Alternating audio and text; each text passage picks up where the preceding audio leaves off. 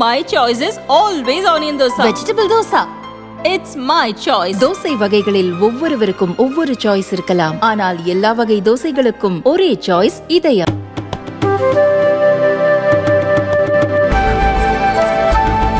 நடந்து முடிந்த நாடாளுமன்ற தேர்தலில் புதுச்சேரி உட்பட 10 நாடாளுமன்ற தொகுதிகளிலும் விளவங்கோடு சட்டமன்ற இடைத்தேர்தலிலும் மிக கடுமையாக உழைத்து எங்களை நாடாளுமன்ற உறுப்பினர்களாகவும் சட்டமன்ற உறுப்பினர்களாகவும் உருவாக்கிய இந்தியா கூட்டணியின் தலைவர்களுக்கும் நிர்வாகிகளுக்கும் எங்கள் அனைவரின் சார்பாக மனமார்ந்த நன்றியை தெரிவித்துக் கொள்கிறேன்.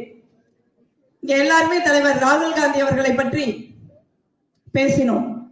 இன்று நமக்கு கிடைத்திருக்கின்ற இந்த 100 நாடாளுமன்ற உறுப்பினர்கள், 102 நாடாளுமன்ற உறுப்பினர்கள் என்பது தலைவர் ராகுல் காந்தி அவர்களின் சமரசமற்ற 10 ஆண்டு கால போராட்டத்திற்கு கிடைத்த வெற்றி என்பதில் யாருக்கும் மாற்று கருத்து இருக்க முடியாது.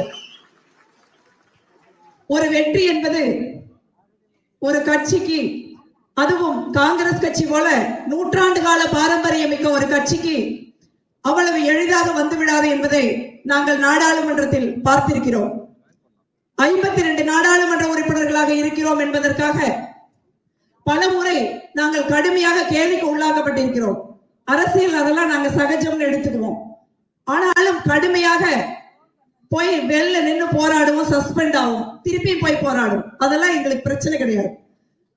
ஆனால் நாடாளுமன்ற உறுப்பினர்கள் என்கிற போர்வையில் மிக மலிவாக கீழ்த்தரமான ஆபாசமான பாஜகவின் சில நாடாளுமன்ற உறுப்பினர்களை பிரதமர் பதவிக்கும் உள்துறை அமைச்சர் பதவிக்கும் கொஞ்சம் கூட கண்ணியமும் மாண்பும் இல்லாமல் அவர்களை எழுப்பிவிட்டு தியாக உருவமாக தியாக தீயாக எழுப்பி இங்கே இந்திய மக்களால் எதிர்கட்சியவரால் கூட மரியாதையுடன் நடத்தப்படுகிற கண்ணியமிக்க அன்னை சோனியா காந்தி அவர்களை அவர்கள் தரைக்குறைவாக நடத்தும் போதுதான் எங்களுக்கு ரத்தம் கொதிக்கும். அப்பொழுதுதான் நாடாளுமன்றத்தில் மிக மோசமான மிக தீவிரமான நிலைப்பாட்டை நாங்கள் எடுக்க வேண்டியிருந்தது. அப்பொழுது நாங்கள் எடுத்தோம். ஏனென்றால் அது அன்னை சோனியா காந்தி அவர்கள் மட்டுமல்ல, நீண்ட காலம் அவர் காங்கிரஸ் கட்சியின் தலைவர், இந்திரா காந்தியின் மருமகள், ராஜீவ் காந்தியின் அன்பு மனைவி, நமது அனைவருக்கும் காங்கிரஸ் பேர் இயக்கத்தின் ஒரு தியாகத்தாய். அவருக்கு நடந்த அவமானங்கள் எல்லாம் இன்று அமைதியும் ரைபரேலியும் இந்தியாவும் துடை தெரிந்திருக்கிறது என்பதில் ஒரு காங்கிரஸ் கட்சியின் நாடாளுமன்ற உறுப்பினராக நாங்கள் என்று நினைக்கும் பொழுது மிகவும் பெருமையாக இருக்கிறது. காங்கிரஸ் கட்சி இழந்த கண்ணியத்தையும் இழந்த பெருமையையும் மீட்டு தந்தவர் தலைவர் ராகுல் காந்தி அவர்கள். தலைவர் ராகுல் காந்தி அவர்கள் நடந்தார்கள், நான் கூட நடந்தேன். கன்னியாகுமரியில 2வது நாள் நடக்கும் போது தலைவர் அவர்கள் கால் தடுமாறுவது போல இருந்தது. நான் போய் கேட்டேன், என்ன கால் உங்களுக்கு நடக்க முடியலையான்னு. வலிக்குது, நடக்க முடியல, ஆனா வெளியில சொல்ல வேண்டாம் என்று தலைவர் சொன்னார்கள். 3500 கிலோமீட்டர் இருந்தது. எப்படி 2வது நாளே கால் வலினா 3500 கிலோமீட்டர் நடக்க முடியும் என்று நான் அதிர்ந்து போனேன். கிலோமீட்டர் குறைக்கலாமான்னு கேட்டோம். கிலோமீட்டர் குறைக்க முடியாது, குறைச்சா நம்ம காஷ்மீர் போய் சேர முடியாது என்று சொன்னார்கள்.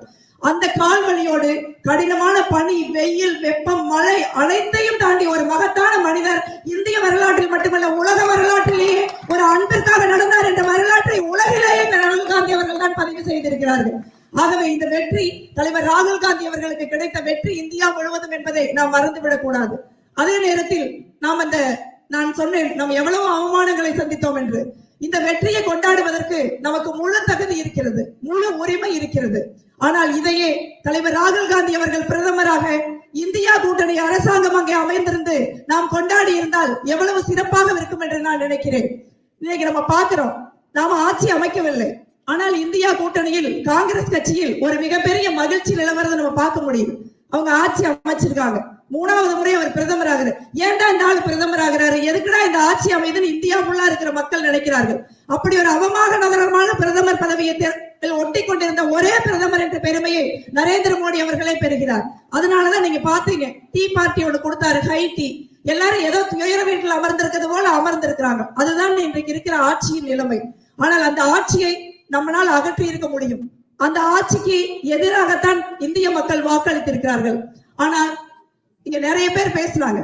அண்ணன் செல்வ பிறந்தை அவர்கள் சில தினங்களுக்கு முன்பும் அதற்கு முன்பும் பேசுறப்ப சொன்னாங்க, எப்படியாவது நம்ம கட்சி கட்டமைப்பை வலுப்படுத்தணுமா, நம்ம அதை பத்தி நம்ம பேசணும், அதுக்கு என்ன பண்ணலாம் அப்படின்னு. ஒரு தலைவர், ஒரு தமிழ்நாடு தலைவர் காங்கிரஸ் கமிட்டியின் தலைவராக பொறுப்பேற்றதுக்கு பின்னாடி நம்ம எப்படி ஒரு குரூப் சேர்க்கலாம், ஒழுங்கா வேலை செஞ்சிருக்கிறவங்களை ஒழிச்சு கட்டலாம் என்று சிந்திக்காமல் ஒரு கட்சியில எல்லாரையும் அரவணைச்சு போய் கட்சியை வளர்ப்பது எப்படி என்று யோசிக்கிறார். அதற்காக அவரை பாராட்டுகிறேன்.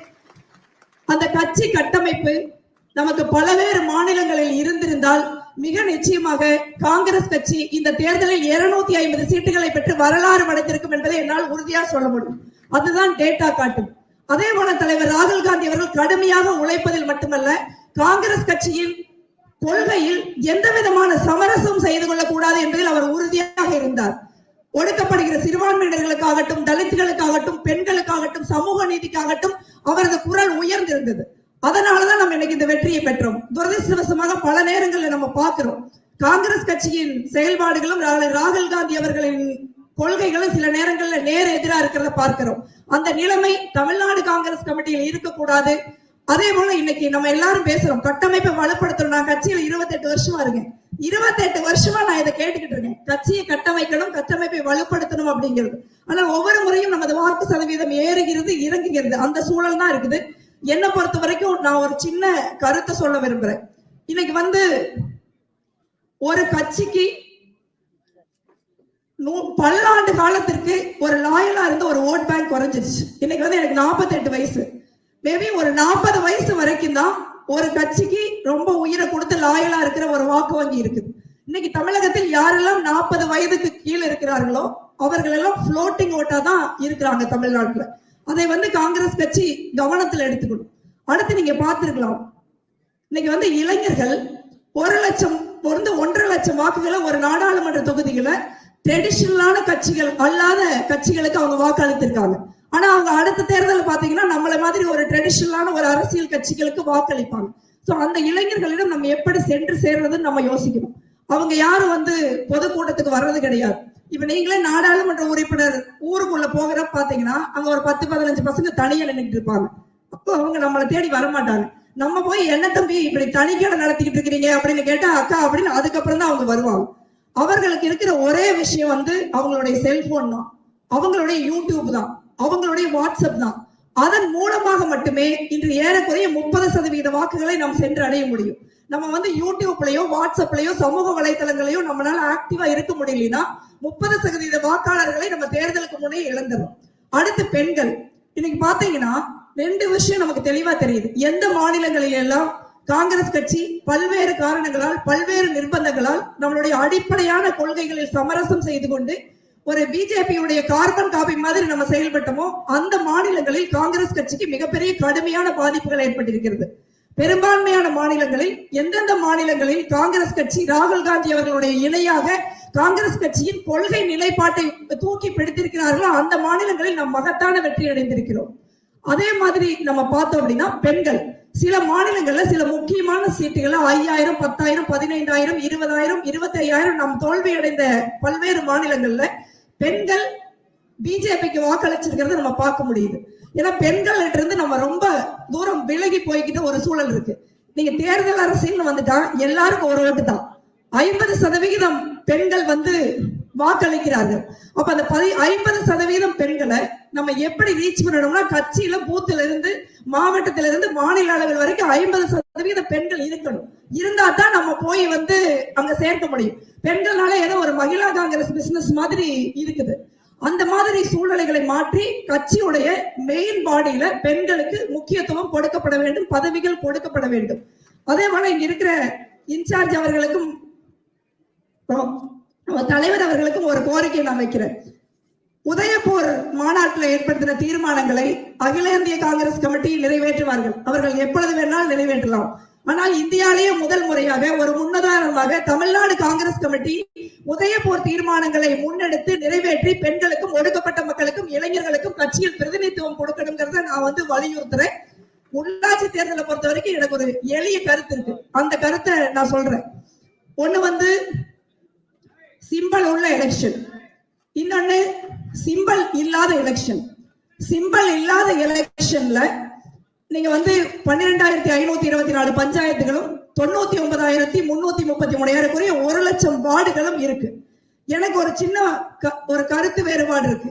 நாங்க நாடாளுமன்றத்தை கூட்டணி வைப்போம், சட்டமன்றத்தை கூட்டணி வைப்போம், உள்ளாட்சி அமைப்பு கூட்டணி வைக்க கூடாதுங்கிறது எனக்கு உடன்பாடு இல்லை. ஏன்னா நான் ஒரு எலெக்ஷனை சந்திச்சிருக்கேன். நம்ம மக்கள் ரொம்ப கஷ்டப்பட்டு தாலி முதற்கொண்டு வித்துப்படுறாங்க, கடன் வாங்குறாங்க, அந்த கடனுக்கு வட்டி கட்டுறாங்க, அதனால கஷ்டப்படுறாங்க. நம்மளால கட்சியில பினான்சியலா நம்மளுடைய உள்ளாட்சி அமைப்பில் இருக்கிற வேட்பாளர்களுக்கு நம்மளால நிதியுதவி கொடுக்க முடியல.